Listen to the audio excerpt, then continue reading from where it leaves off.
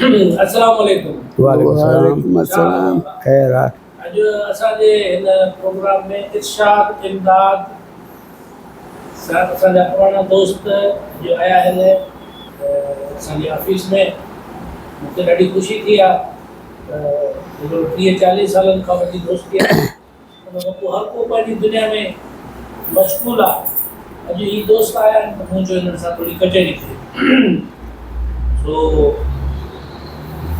मां हिननि खां पुछां थो कराची में तव्हां शिफ्ट थियव लाड़काणे खां त तव्हांजी लाइफ जेकी कराची में कीअं थी, कहिड़े तरीक़े सां तकलीफ़ूं दुख या डायरेक्ट सुख तव्हां ॿुधाए सघो था। Thank U. केरु ॿुधाए ॻाल्हाए तूं? कराची जीअं असां आयासीं त असां वटि सिर्फ़ु 2 वॻा ऐं चंपल ऐं बूट हो। माशाअल्लाह हिते जे कराची आयासीं KTN ते असां सेट डिज़ाइनिंग जो कमु शुरू कयोसीं।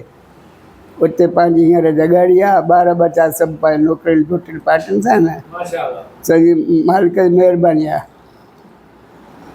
ॾाढो सुठो।